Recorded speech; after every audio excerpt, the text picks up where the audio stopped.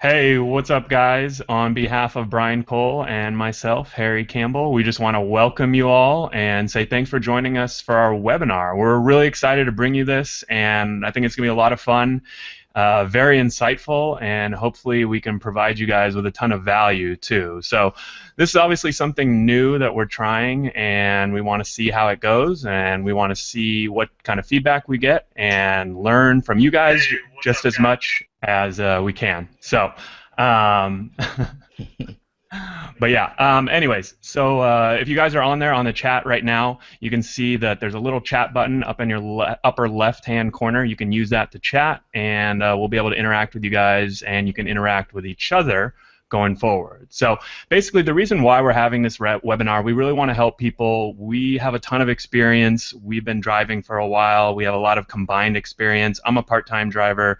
Brian's a full-time driver, so we bring two different perspectives too, which is pretty cool. And basically, we want to bring you guys with this webinar. We're talking about, the driver market right now is getting saturated. There are a ton of drivers out there. There are a ton of people signing up every day, and we want to make sure that we're all basically being as effective as possible and figuring out ways to help each other all earn more money.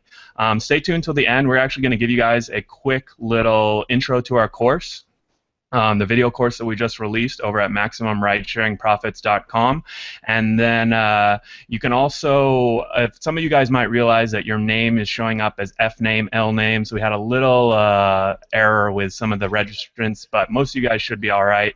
So if that happened to you, my apologies. That was my fault, not Brian's. But yeah, so feel free to introduce yourself on the chat, say where you're from and how you found us and all that good stuff.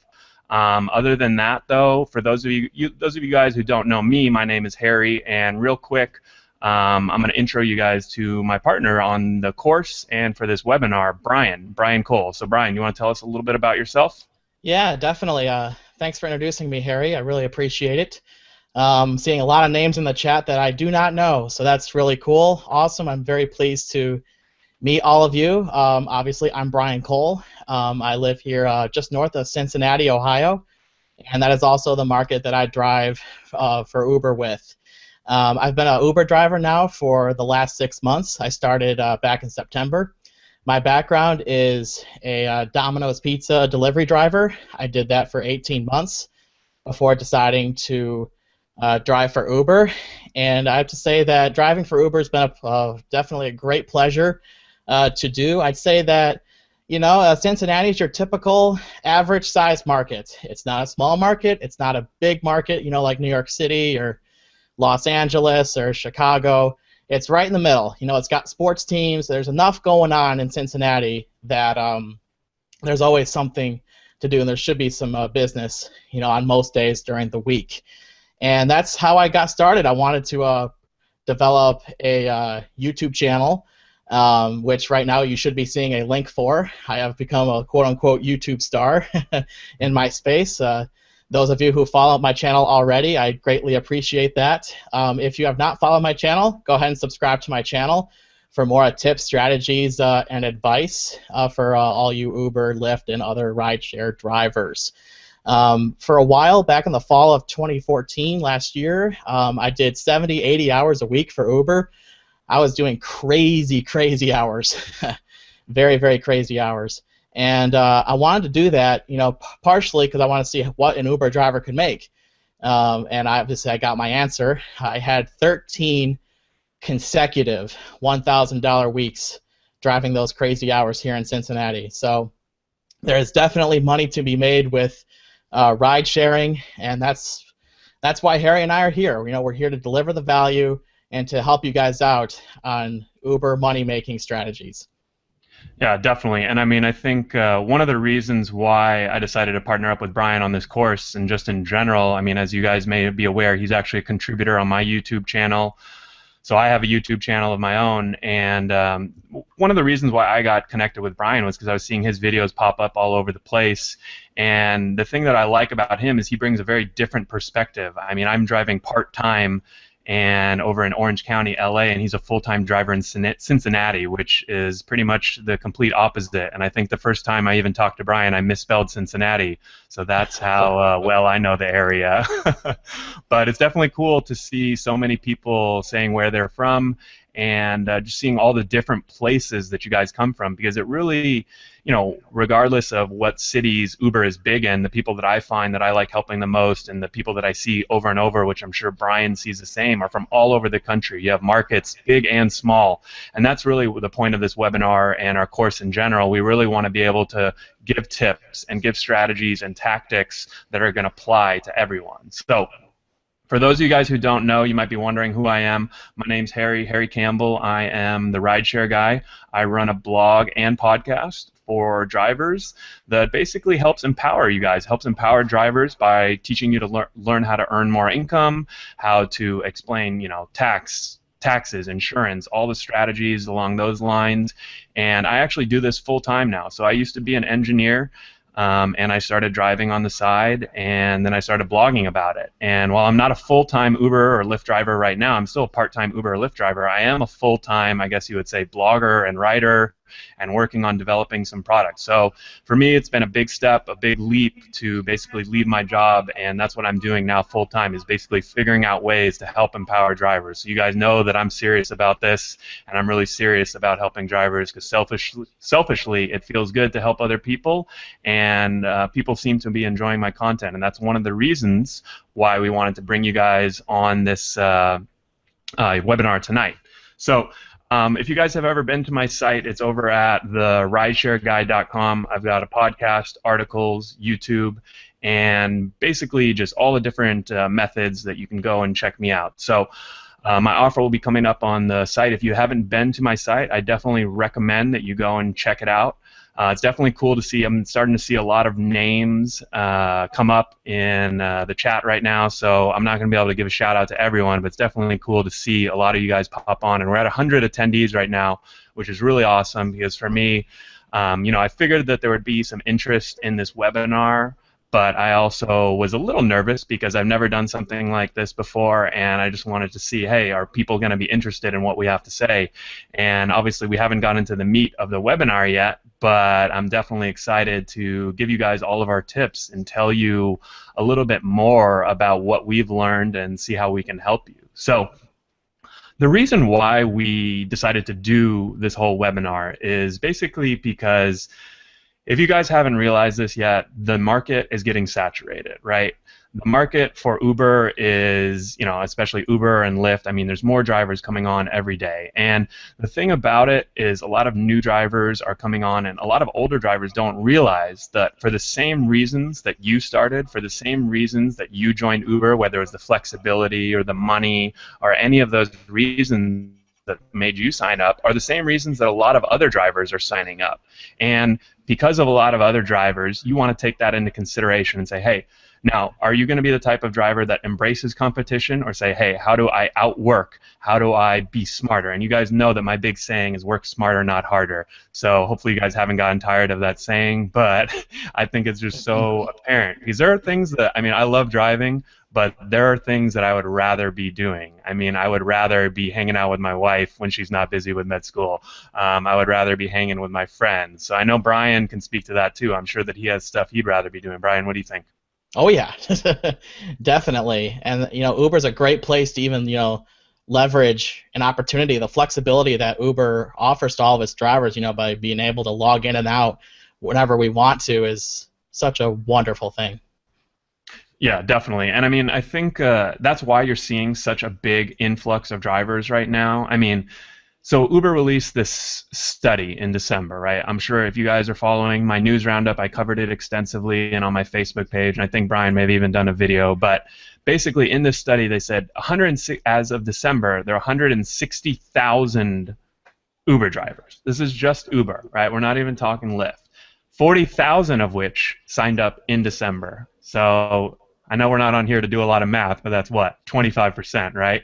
So 25% of the workforce has less than a month experience as of December. Obviously, we're a couple months down the road, and they haven't released updated numbers, but that's crazy. You guys think about it, the type of growth that they're seeing, right? Now, because of that growth, you're basically just saying, hey, a lot of these drivers are coming on. I mean, it's not just big cities either. It's small too. I mean, I'm in LA and we have a ton of drivers here, but I mean, Brian, I'm sure you can speak to how many drivers have you seen over in your market? Just, I mean, how many more drivers are there even in Cincinnati in a Oh, a smaller to lot. mid-sized market?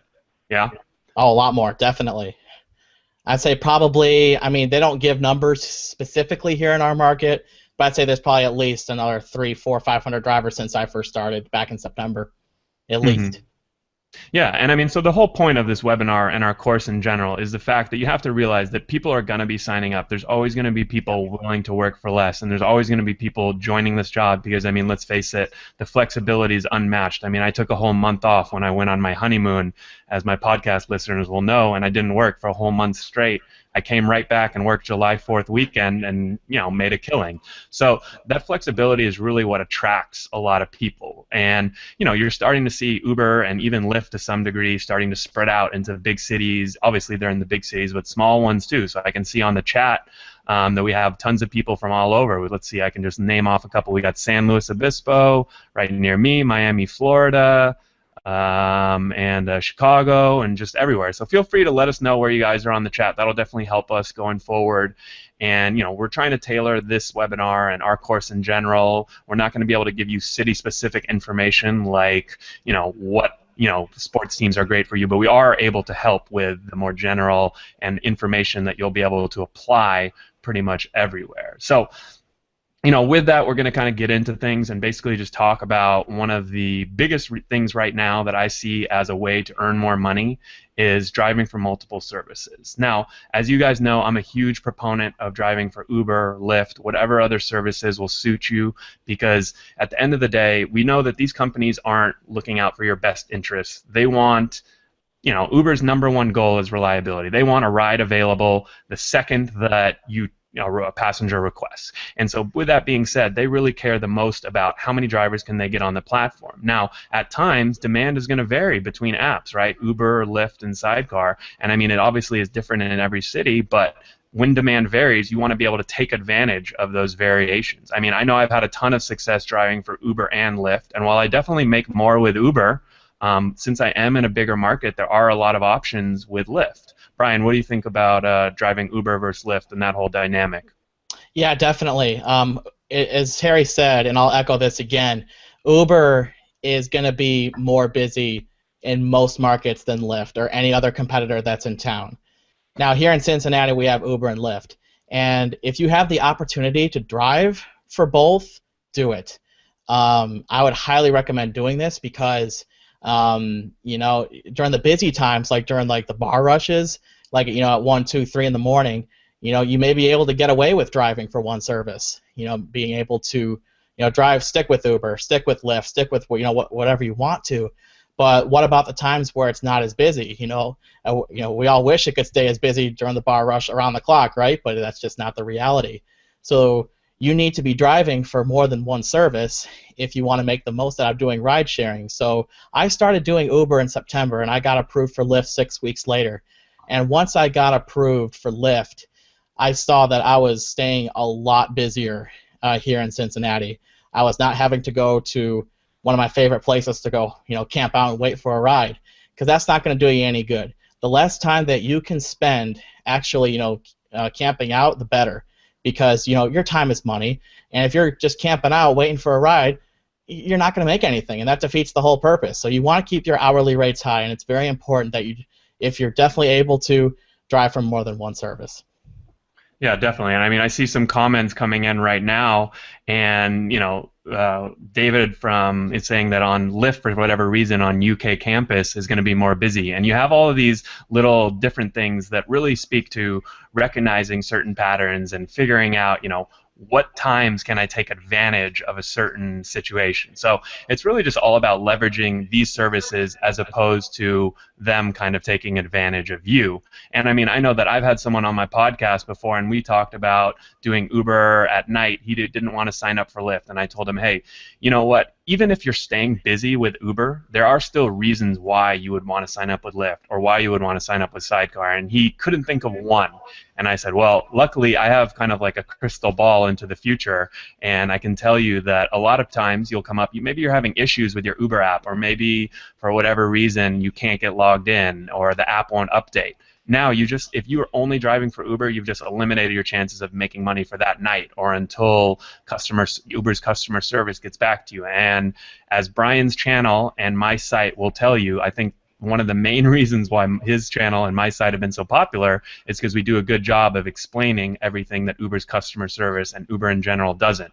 So that's, a scenario where you might want to have Lyft as a backup. Even if you're getting plenty of Uber rides, you always want to be thinking about diversifying your income and diversifying sources of income. I can give a really good story right now, and this is actually something that didn't happen to me, but I've gotten emailed about it several times. And basically what happens is they're driving Uber, and they have a rider and they get puke in their car, right? So someone pukes in their car, which is obviously something that we probably all experienced at one point or another, only once for me. But obviously it sucks. And a lot of drivers, though, if it happens early on in the night, let's say you have someone who is partying way too hard at 8 p.m. and they puke, your night could be over, right? What if it was St. Patrick's Day and you had a puker at 8 p.m., right? So what are you going to do in that situation? You might want to try and clean it. Obviously, there aren't going to be any detailing places. If you take photos and send it into Uber, they'll reimburse you. But now you have a whole night's of earnings that are shot. And if you can get it to the point where it's clean enough, and maybe, obviously if it still smells horrible and you can't clean it, you probably don't want to go back out and drive. But if you're able to clean it up to a reasonable degree, maybe you switch over to Lyft and start doing Lyft. Because Uber will actually, if you try to get reimbursed for a cleaning fee, they won't reimburse you if you go and do rides after that puke or after that event happened. So that's just something that you guys want to keep in mind about leveraging multiple services. Now, I have a ton of stuff on my site, and some of my most popular articles are on Uber versus Lyft. So definitely we can send a wrap up, and we'll definitely give you guys more resources, more information. So if you guys do have questions, while we're seeing that we've got close to over 100 attendees right now, which is awesome. We really are thankful for you guys coming on and listening to what we have to say. Hopefully you can get a ton of value out of this. If you haven't found the chat button, it's up in the upper left-hand corner. Feel free to talk to each other, ask questions. We'll either answer them towards the end or as we go. And other than that, though, we'll just make sure that we're providing you with a ton of information. So the next thing I want to cover that's kind of related to leveraging these multiple services is really trying new places, new things, new times. Now, this is a strategy that I've talked extensively with Brian about, and I think he's going to be able to go into some really good detail. Brian, what are some of the things that you've tried that maybe you didn't even realize would make you money or anything like that? Actually, a lot of things, Harry. A lot. Because actually, when I first started driving, I've lived in Greater Cincinnati for 9 years, but I live like 30, 35 miles away from the city. I have only gone into like downtown Cincinnati maybe a couple times, maybe for a Reds game, or I only ate at a Cincinnati restaurant once. So I didn't really know the city at all. It was like going in completely blindfolded, and I had no idea what to expect. And these are just things that you just have to keep picking up on the more and more you drive. And one thing that I was able to pick up on very quickly, I'll give you an example. 4 in the morning on Monday is like a wide open opportunity for me because I was one of the only drivers on the road. And that's about the time when people start requesting rides to the airport. And since there's nobody on the road, any request goes to me. And that's actually a great time at 4 and 5 in the morning to be, making those great rides because the airport's not near downtown Cincinnati. It's 12 miles. So it's 12 miles plus any additional distance it is from downtown further north, which is where most of the population of Cincinnati is. So it's always a good ride. It's a good fare, and that's a great golden opportunity to pick up on patterns and to make some money driving for Uber, especially working the hours that people that they don't want to work. Yeah, I think you said it best, Brian. Working the hours that people don't want to work. Now, I'll be honest, a year ago when I first started driving, I could basically flip on the app and make pretty good money. I mean, I was making over $30 an hour almost. I don't want to say anytime, but anytime it was reasonably busy, I was making very good money. I mean, I would turn it on when I wanted to go to the grocery store just because I knew that I could get a ride somewhere and make a few bucks, pay for my gas and part of my groceries. So, it's really about, I think one of my biggest pieces of advice that I know not a lot of drivers do, but I think is super important, is to take a ride as a passenger. Now, when you take a ride as a passenger, you just learn an insane amount because, you get to see right off the bat, what does a driver do? A lot of drivers don't realize that the experience actually starts the second a passenger requests a ride because they're tracking you. They see where you're coming and they see where you're going. Are you sitting there and standing still, smoking a cigarette, finishing your burrito, or are you on your way to come get them, right? So that's when the passenger experience starts. You would never know that, or you might never think of that if you don't take a ride as a passenger. And along the same lines of Brian, he talked about kind of those early morning rides, and I kind of had made a similar discovery just from starting to drive Sunday mornings, and then also as a passenger, I actually took an airport ride. I had a flight at 5 a.m. and so or 5 or 6 a.m. So I had to be up at 3 or 4 a.m. I wasn't even sure if there would be an Uber available, and the guy told me it was up in LA, and he says, "Dude, Harry, I make a killing at this time. There's no traffic, right? Every single ride is an airport ride." He lived in the valley, so he would start off in the valley, and the only place people are going at 3, 4 a.m. is right to the airport, right? So it was just really all about trying these new things, and you have to think about it. In a saturated driver's market, you have to be willing to try new things, do what other people are not willing to do, right? A lot of people tend to expect, hey, I want to make above average money. If you want to make above average money, you have to be willing to go above and beyond what other drivers are doing. Right, so that's definitely something I think you want to keep in mind. I'm sure Brian can speak to that and kind of what he's doing to go above and beyond the strategies that he's using. Right, Brian? Oh yeah, absolutely. There's actually quite a few things, to get good ratings, stuff like that. One, I tell you, the number one complaint why people have against drivers is because they don't know where they're going, and that was a struggle for me early on. Because as I mentioned, I was new to Cincinnati. I had no idea, where all these main roads were. People are like, "Oh, take me on Columbia Parkway," and those in Cincinnati, which I know there's plenty of them on this call, like, "Oh yeah, like that's one of the main roads that goes into Cincinnati." I had no clue, and that will, I tell you, that really hurt my rating in the early going, not knowing where to go about town. And it's probably the best tip of advice is, the more experience you have, and don't use Uber's GPS. That got me lost a lot in the early going. Once I switched to Google Maps, I was like, oh man, it was a breath of fresh air. I like Google Maps. I've been using Google Maps for years for any kind of GPS-related activity, and that will definitely help not only your ratings, but it will help your driver experience. Definitely. Now I see a couple people coming in and commenting about a couple items that I want to touch on. Because I think my initial advice is always to basically, when you're first getting started, to really just follow the alcohol. Start off. We know that there's going to be peak demand at 2 a.m. right on a Saturday night, and I'm seeing a lot of people right now saying they love the drunk crowd, and I'm also seeing a lot of people that saying they hate the drunk crowd. Now, personally, I kind of think it's pretty funny with the drunk crowd, so I love doing it. But I can completely understand if you don't want to. And the best thing about driving for Uber and Lyft is that you have these opportunities to try and find areas where you don't need to work at 2 a.m. because you can make plenty of money, and I know many of people who are doing things like that, right? These early morning airport runs, and they can completely avoid the drunk people and never have to deal with puking and all that kind of stuff. Now, for those of you guys who are wondering what the current situation with the airports, I can touch on that really quickly because I see a ton of questions coming in. Now, in almost every city is going to be different. So right off the bat, you know that the easiest way is going to be to check with Uber or Lyft, but in general, airport drop-offs are almost always okay.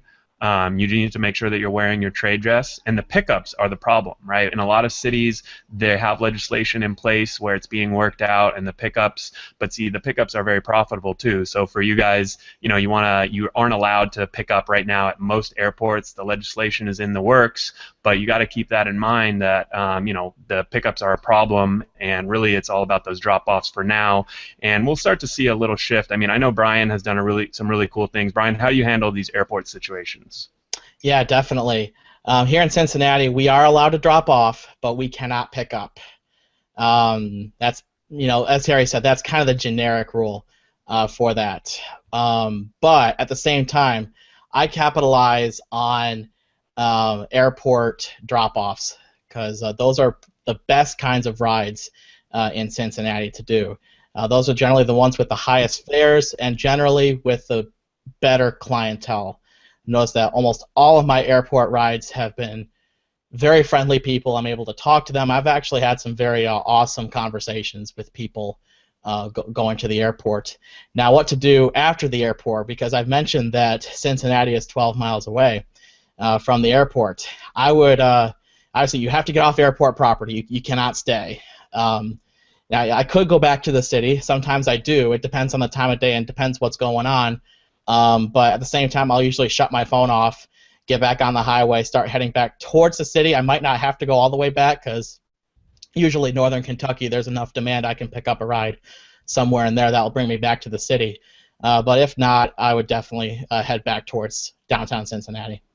Yeah, and definitely. And so for those of you guys who are wondering, I mean, you might be saying, hey, I don't want to have to deal with Uber or Lyft support. And the cool thing right now kind of goes back to my little tip about taking a ride as a passenger, because a lot of you might not know that from the passenger side of the app, you can actually check if UberX pickups, for example, are available in your city. So, I mean, I do this all the time when people ask me, I get emails all the time that say, let's say Brian emails me and say, hey, is UberX pickups okay at the airport in Cincinnati? Now, I have no idea, but I can log on to the passenger side of the app and I can go over to Cincinnati, I can drop a pin in the airport, and if it's okay, it'll allow me to call an UberX. If it isn't, there'll actually be a geofence where you can't call an UberX, right? So passengers won't be able to call it from the property. Now, I know some passengers will go and drop the pin outside, and at that point, it's up to the driver to see if you're going to go and pick them up, and you're taking on a lot of risk, in my opinion, that I don't think is worth it. So we'll definitely, we can link to an article that I wrote about in the show notes and give you guys a little more info on that airports. But for now, we're going to move on. And so we've kind of covered about leveraging the multiple services and how UberX, basically is very saturated right now. There are a ton of drivers. So thinking about ways that what aren't other drivers doing. Now, one of the big things that I think is really important is seeing opportunities and taking advantage of it as an Uber or a Lyft driver. Now, what I mean by that is when I first started as an UberX driver, I knew lots of people who are basically really, since the money was so good, they were working as much as they could. They knew that it probably wouldn't last forever. They knew that they weren't going to make $40 to $50 and they were going to be able to get, all these fares all the time. And so they basically took advantage of it while they can. I'm seeing a big shift right now. I don't know how many of you guys have thought about this, but looking at Uber Plus and Uber Select that is now popping up in a lot of markets. Now, I'm pretty sure it's not in Brian's market, Cincinnati, but I do know that it's in LA, it's in Orange County, it's in not San Francisco, but it's in Austin, it's in a ton of cities, and it's really popping up. And the cool thing about maybe moving up to a premium service like not even necessarily Uber Black, but Uber Plus or Uber Select or even Uber XL is it's something that other drivers aren't doing, right? So when other drivers aren't doing it, that's always going to give you kind of a leg up on the competition. And what's really cool about UberX and Uber XL and Select, obviously these programs are being tested right now and they're not rolled out nationwide, but in some markets you can actually log in as solely Uber XL, or you also have the option to log in as UberX/Uber XL, where you can get both requests. Now, where that would come into play is that, let's say, obviously you want to do XL most of the time, and you're making a higher, almost double the rates of UberX, but let's say you go and check UberX on the passenger side of the app and you see that it's surging, now it's at 2x. Now you're willing to take an UberX or an XL because you know that you're going to get paid the same amount. So it's definitely, looking at these opportunities that pop up. I'm sure Brian can talk about kind of taking advantage of that opportunity. What do you think? Oh, yeah, definitely. There's actually another point that I want to discuss here, Harry, and this is actually a great tip of advice. This is actually one of the very first tips I ever gave out on my YouTube channel. It's actually my video. You can all check it out. 3 tips to help boost your Uber driver earnings. That was the video that made my channel explode. Anyway, besides that, the point is use the driver app, the passenger app rather, to see where the cars are.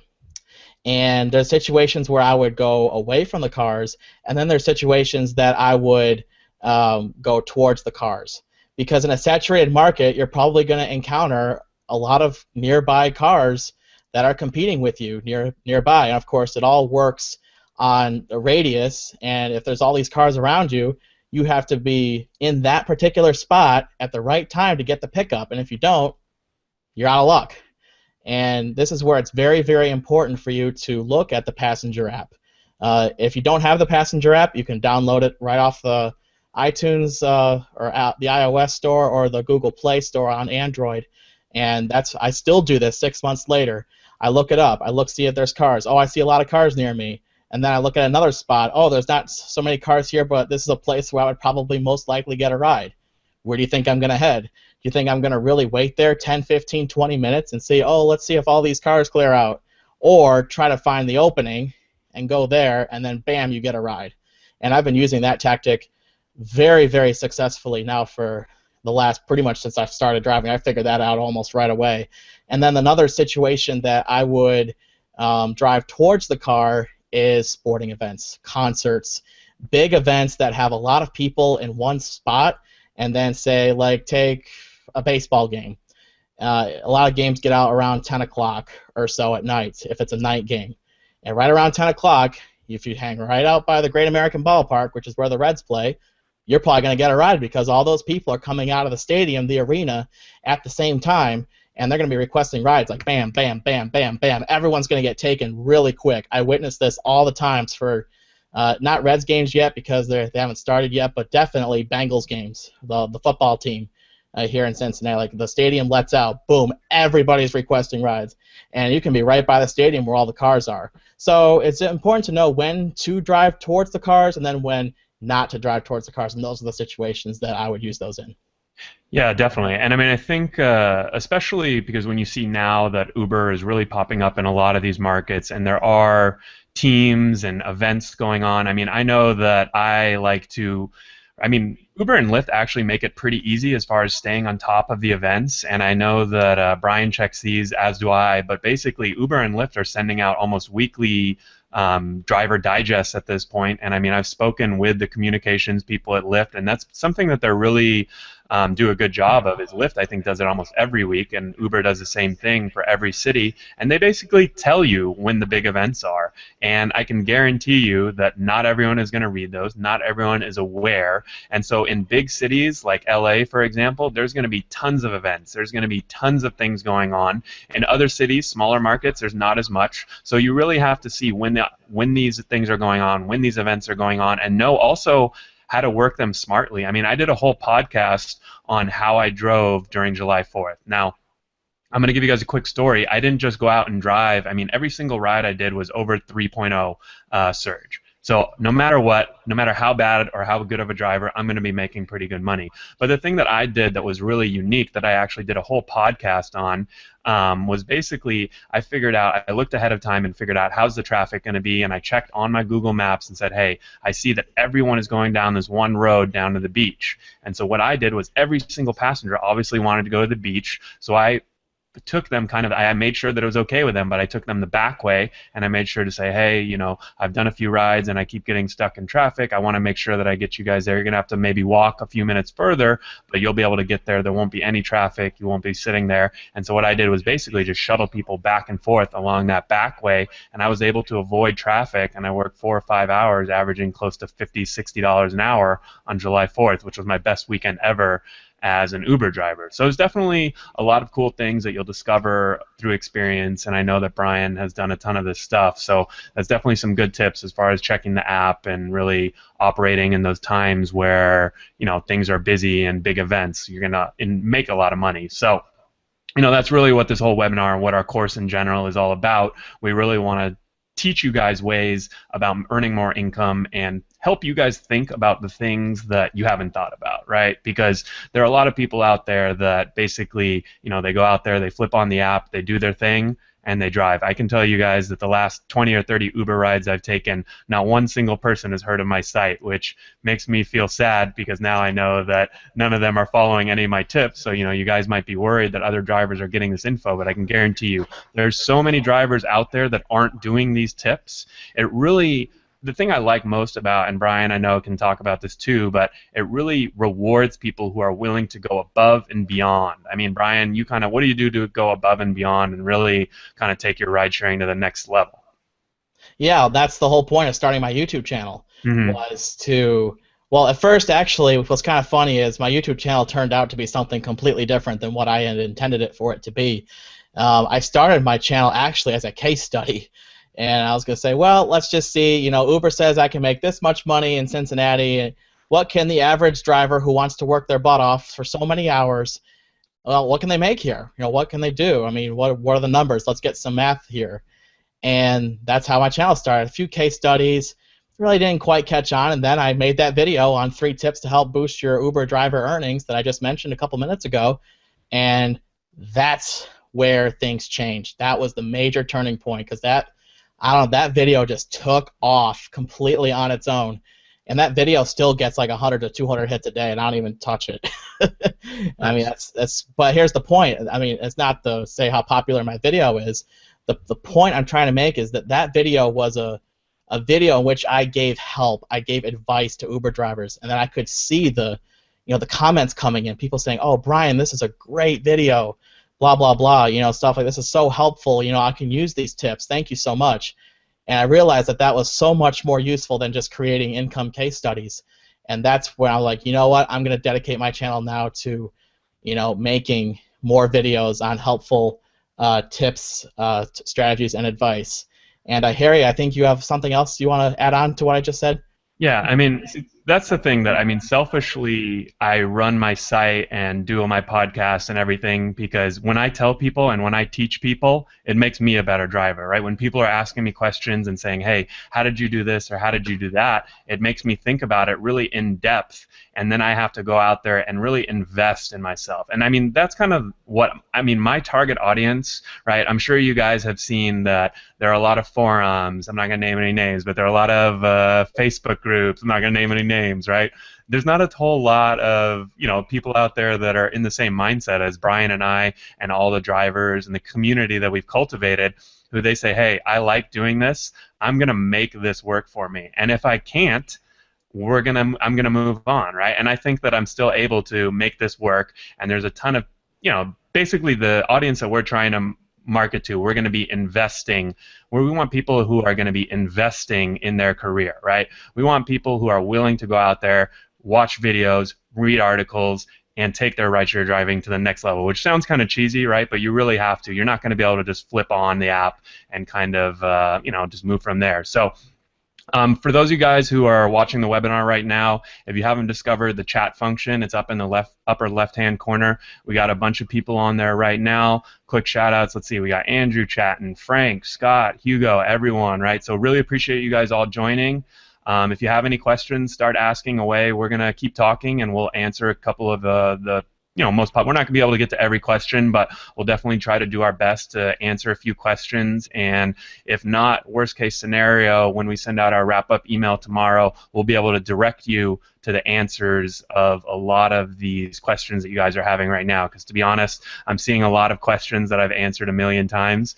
And if enough people ask it, we'll definitely answer. But if not, I'm going to send you a link to one of my articles or one of Brian's YouTube videos. So real quick, before we move on to the FAQ, feel free to start asking your questions. And the last thing I want to talk about really as far as earning extra income is basically all of the ancillary opportunities that can arise from rideshare, right? There's all these things that pop up. I mean, when someone sits in your car, you instantly have this connection, whether it's something you're going to help them out with just on a mental level. Maybe they've had a bad day and you can help them, or there's business opportunities. I mean, I did a whole podcast with people who were basically leveraging rideshare to promote their side business. Now, you guys might be familiar with the Uberpreneur article that popped up in Forbes. Well, they basically stole the idea from my pod. No, I'm just kidding. They got found a really cool guy though, who basically went around selling all this jewelry to his passengers. And I mean, the article was really interesting because the way he approached it was he wasn't selling things to people. He was driving people around primarily, first and foremost, and then if it came up, he would go ahead and say, obviously the number one question people ask you is, hey, what do you do on the side? Now, I've interviewed people who basically had bands, who were masseuses, and all these different things, and basically, these people are able to promote their side business and leverage that instant connection and instant, basically level of trust with other drivers. Now, I know obviously I've kind of do that with my site, and every time I have a passenger or a driver, I'm talking to them about that. But there are a whole bunch of these business opportunities that you can really take advantage of. And I mean, I know, Brian, have you heard of anything cool or anything like that that you can speak to in that regard?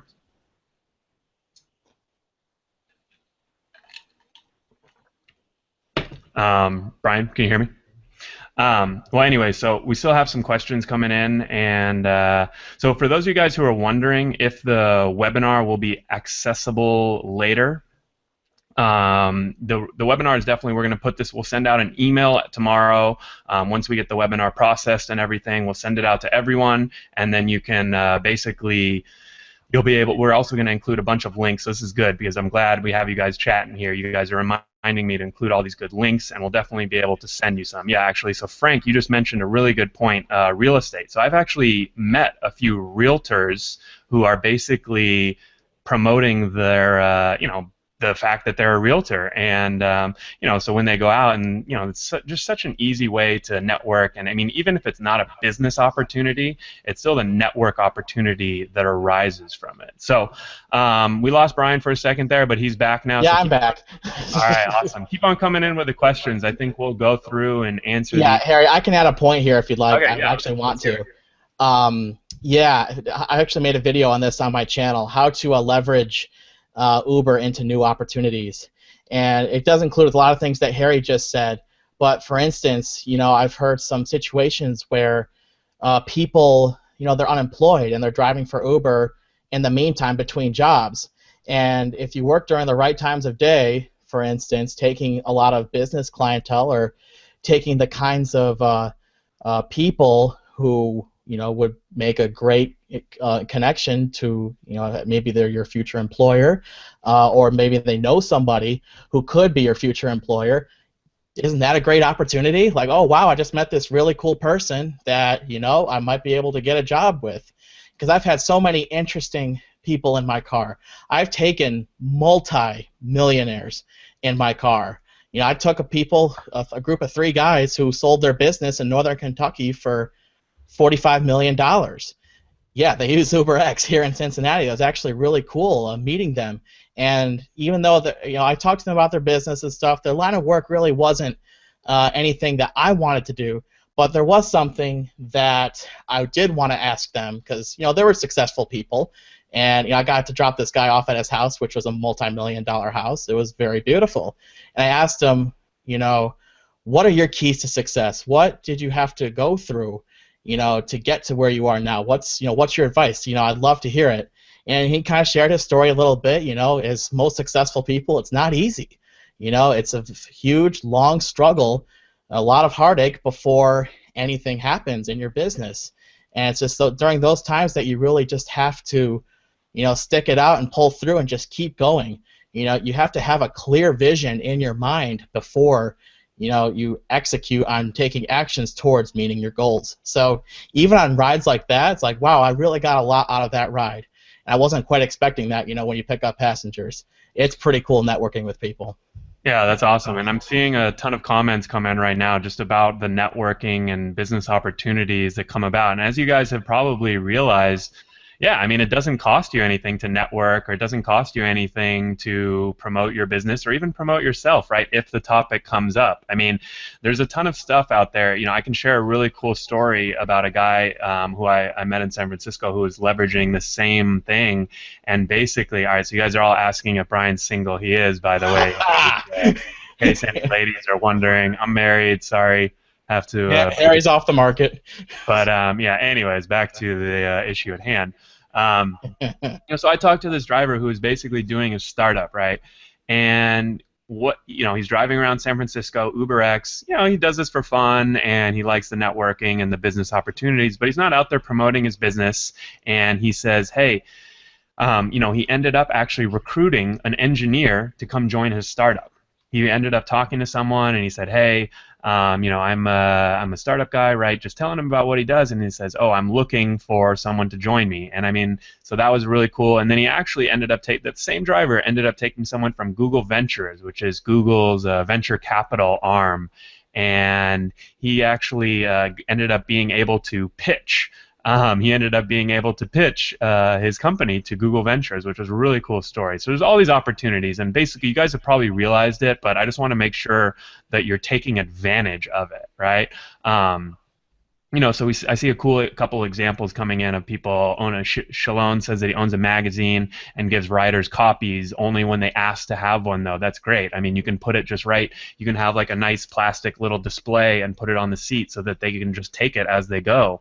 So there's really a lot of cool items that you can get. And so for those of you guys who are wondering, yeah, there is a little bit of delay on this video, but the chat and everything else is still instant. So feel free to go ahead and cover that. And so, Robert, we actually already covered multiple platforms at the beginning of this. We'll send you a link and you can check it out. But so basically right now, I've seen a lot of questions come in about tipping, and I think tipping is huge. Obviously, right now with Uber, they don't accept tips on the app, but you still do get tips with Uber and Lyft. I mean, one of the reasons why I love Lyft is that you can tip right there on the app. And I mean, I know that I see probably, I'd say 30 to 40% of my Lyft rides are getting tips. And I mean, while I don't expect a tip on every ride, I do think that if I go and provide really above the top service and kind of, I've written articles about this, and basically the thing with tips is you should never expect tips. And I think that's the problem with a lot of drivers. I mean, right now, for example, not a lot of drivers are giving out bottles of water. Right? When I first started doing it about a year ago, everyone was giving water, candy, snacks, right? How do you get and you would get a nice little tip from it, right? But then passengers got accustomed to it. They started saying, hey, everyone's doing it, right? So as a driver, you have to think, if everyone else is doing it, now how can I stand out above that? And now we saw, obviously, a bunch of fare cuts, and that's kind of one of the reasons why we did this webinar and this whole video course, because of the fare cuts and figuring out ways to earn more money. But, because of that, you basically see that now, I feel like, in the last 15 Uber rides I've taken as a passenger, so I take a lot of rides as a passenger. I'm going to keep on harping on that point because I think it's super important. Now, for me, obviously, I have ulterior motives because I also talk to them about issues that are going on with drivers, but I still do think it's really important. And I'll say in my last 15 Uber rides, not UberX and Lyft, not one driver has offered me a bottle of water. I mean, I still tipped $1 if I was on Lyft, or if I had cash, $1 on Uber, but now more than ever, you go and you can find those little 8-ounce water bottles. We call them little grenades, right? I mean, I just bought some the other day at Ralph's, and they ended up being, I think, 15 cents a piece, which is almost nothing. I mean, so if you can go out there, and whether you're giving them out or basically, since other drivers aren't doing those things now, I think when you can find those items are going to have a high return on your investment, then those are good investments. I mean, Brian, you're the master at getting tips, so I'm really curious to hear what you have to say as far as getting tips and things like that. Well, I think the first thing I say is I think it's a lot of my personality. It's just like I'm nice to people. Yeah. And I mean, people are like, well, yeah, but I'm nice to people too, Brian. Well, what do I do different? That you get tips and I don't. I think because I do get tipped a lot, and I try to find small things, sometimes very, very small things, and then fill that need. Because I'm a people person. I like to talk to people. And here's some situations, like someone sneezes in my car. Would you like a tissue? Not a big deal, but it's those little things like, oh, wow, you have tissues on you? Yeah, I do. Thank you. And sometimes I'll ask my passengers, like, especially if they're more quiet and they don't want to talk, I'll be like, you want to listen to music? And like, oh, sure. I got a radio. I got auxiliary. You want something on your phone? Stuff like that. Make them happy. And sometimes, like, I've had other cases where people get in my car and for some reason or another they get pretty emotional. Like, there's one story I almost got emotional over just by hearing it. I haven't cried in 9 years. Seriously, it takes a lot for me to cry. I'm very emotionally tough when it comes to something like that. Like I picked up two couples who had gone out together, and they were long time college friends, and they're like best friends. And it was the last time they were gonna see each other for like years because the guy had just accepted a assignment from Procter and Gamble, a major company that's headquartered here in Cincinnati. He got accepted to a new job in Dubai, and that's obviously, if you don't know where Dubai is, that's like halfway around the world. That's a long way away. That's a lot of distance, and they were crying like puddles of tears, and it's very very emotional to watch. I gave them all tissues. They were all very happy, and then I dropped the first couple off, and then there's one girl left in my car at the end, and I talked to her like the whole way back to her house. I just talked her through it. I was like, no, it's not in my job description to talk to people. The only thing I have to do is drive and take you home. But just out of the, as a human being, just out of the goodness of my own heart, I just talked to her. Just talked, explain like, are you okay? Just start asking questions, stuff like that. And I just had a really, really nice conversation with her. She really liked it. And she gave me I think it was a might have been a $20 tip, but it was at least a $10 tip. And it's small things like that. Just try and help people and try to meet their needs, despite how small it is.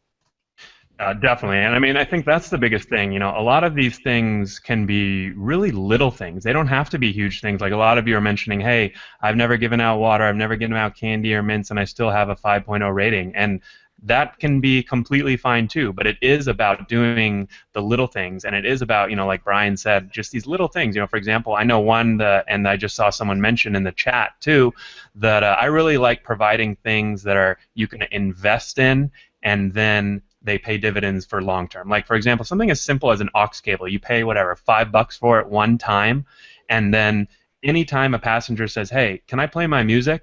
You don't even need to offer it to them. Just say, hey, can I play my music? If the passenger says, can I play my music? Boom, that's a guaranteed 5-star, and that's going to increase your chances of being a tip, right? It's so simple, but I mean, you'd be surprised how many drivers don't have an aux cord, and if you're driving the party hours, you're driving those late nights, you know how important an aux cord is, right? So people, it's really these little things, and I think that's what's really important, and that's what we're kind of aiming to, help you guys out with this webinar, and especially our course. I mean, we've kind of developed this course as basically, I'll give you guys a quick little intro, because we really think that a lot of these points, we've kind of covered in our course, and basically it's 10 video modules, and we saw a problem, right? The problem was drivers aren't earning enough, right?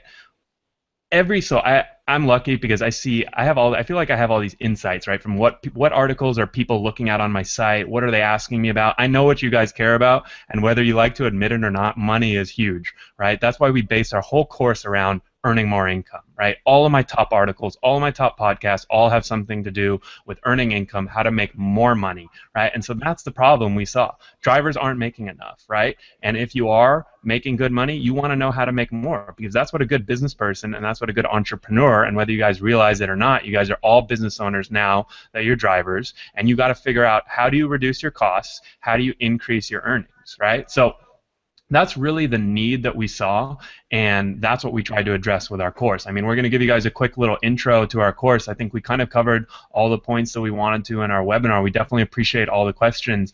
Brian, I mean, so we created these 10 video modules. Maybe you can give a little bit of detail, kind of what's covered in the course, and basically a little more information on that. Right, definitely. Yeah, we've been working very, very hard for the last couple months developing this course, because we did see a problem. Because Uber and Lyft, they love to sign up drivers, and they'll help you through the application process. No problem. They'll take you step by step, and then right when you're approved, good luck. There is nothing more training to do with those Uber and Lyft, and they'll just throw you right out there. Say, okay, you're signed up. Good luck. Make that money. Well, where do I go? Where do I start? All these questions. What do I bring in my car? How do I treat my passengers? A lot of these questions are completely unanswered, and the new drivers are completely lost. And I've heard a lot of stories say, people who have come to my YouTube channel because they're looking for answers. These people are hungry for a solution to their problems because they want to be a good Uber driver and they want to, make the most out of, driving for them, make some pretty good, decent money. And that's why we created this course. So our course is divided up into 2 sections. We have a standard course. We have a gold course. We highly recommend our gold course. That is our complete course, step-by-step blueprint. That'll take you all the way from your first day driving for Uber right to our very advanced possible strategies that are nowhere to be found on my YouTube channel, despite how much information I've given out. I've given out a lot on my channel. I have. But there's a lot of things that are in our gold course that you will not find anywhere else except inside our course. And we wanted to create, the step-by-step guide blueprint. It goes through, driver ratings, how to, give you some basic strategies, what services should you drive for, how to balance 2 services, stuff like that. And then on the gold course, we take that, a step further. We want to get into the real meat, the core strategies of what we do and what we've learned. And we go over, very specific surge pricing strategies. There's a lot of things that drivers get caught up with that, they completely, miss out on the surge. They miss out on a very good opportunity. And we give you details and steps to make sure that you are not one of those drivers, that you will be able to take advantage of the surge. Stuff like that. We go over advanced tactics, and then we go over some very often overlooked tax strategies. I know, Harry, you created that module. Do you want to share some insight on what people will find in that module?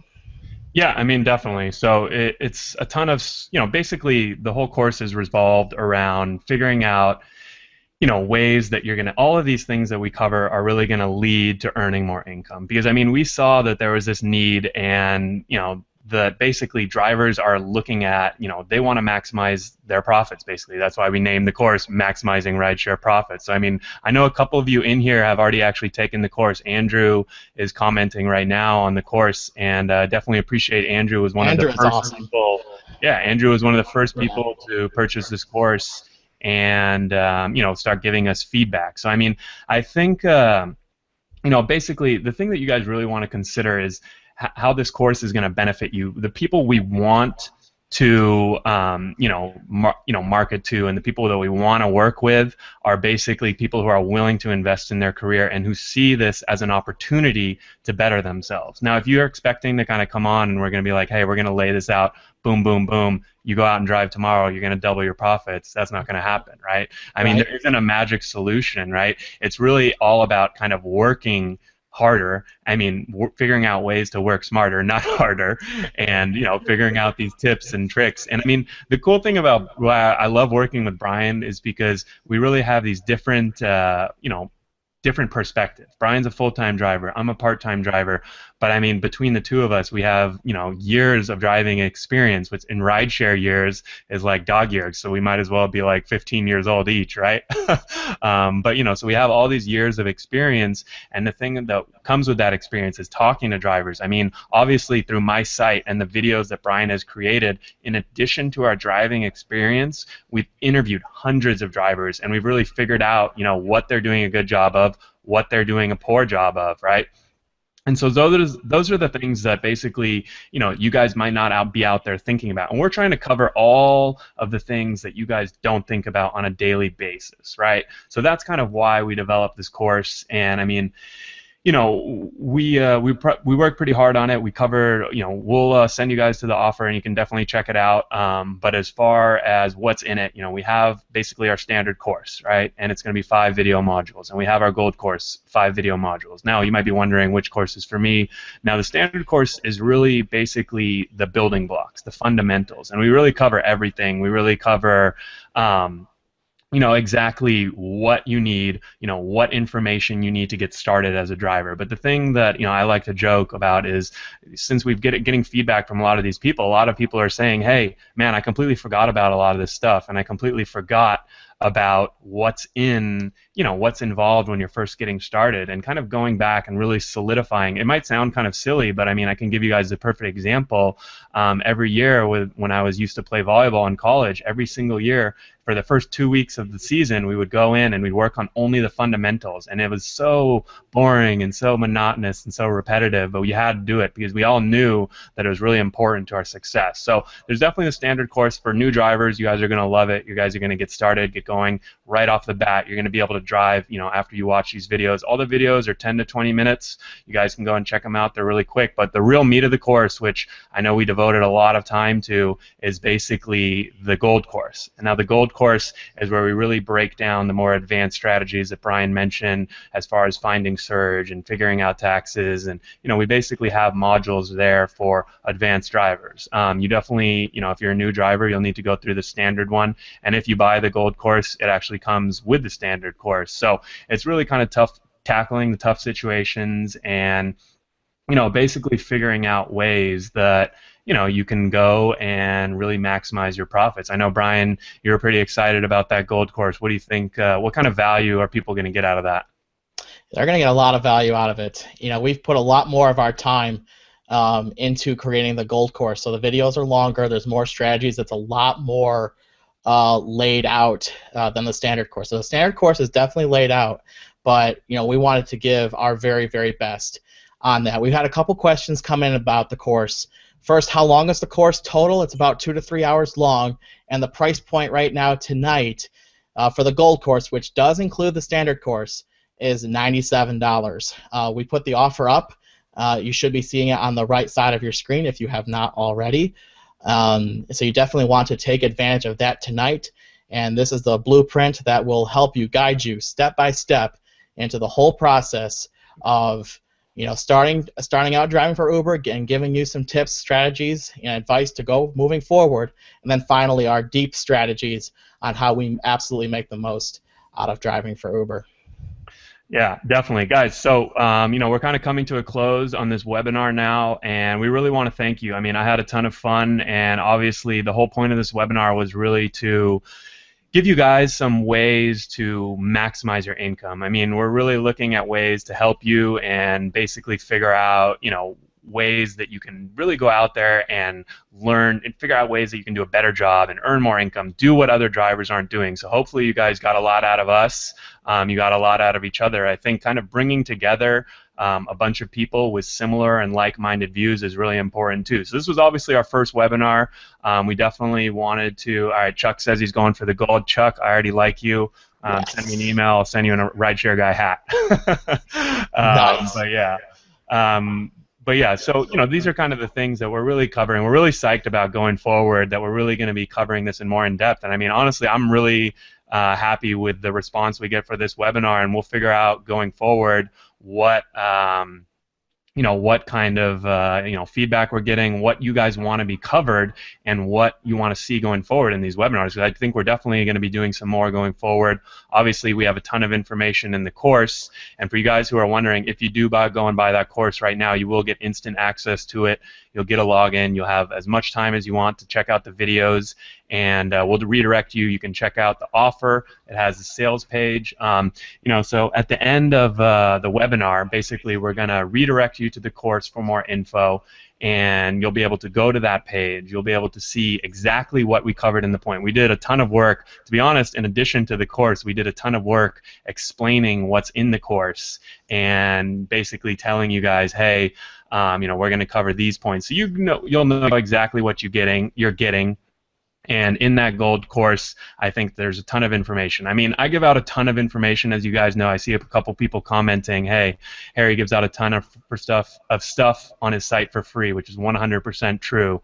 Brian gives out a ton of information for free, right? And that's what we love. We love doing stuff for free, but at the same time, if you're looking for that crash course, if you're looking for something that's really, you're going to be able to go in, do 2 to 3 hours of work and really get a ton of information and basically figure out, how can I, increase my earnings and all of that good stuff, then you're going to be able to go to this course and get that quick, dirty guide basically to figuring it all out. So hopefully you guys enjoyed everything. Brian, had a great time with you, and if you want to say any parting words. It's been a pleasure. It really has. I've worked with Harry now for about 3 months, and wow, it's gone really, really well. You really learn a lot about yourself when, you're working with somebody else. I've learned a lot, grown a lot more growing to do. We're really on the pioneer movement because this is, I did our research, and I could not find any other driver webinar that's ever been held. And if it has been held, it has definitely not been held in this capacity. For for how many people showed up here. I think at one point we had about 118 people on this call at once, and this is so awesome to be able to bring drivers all around the world, all around the United States into this webinar and give them free tips, strategies, advice, and stuff like that. And that's our passion. That's our goal. We like to help people. That's why I have my YouTube channel. That's why Harry has his blog. Because we know that drivers are looking for answers, and we want to be able to give people the solution, the step-by-step. So if you have not taken advantage of our course yet, you'll definitely want to take advantage of that. Yeah, most definitely, guys. All right, thanks for joining. Yep. Later, guys. All right. Good night. Thanks, guys. Take care.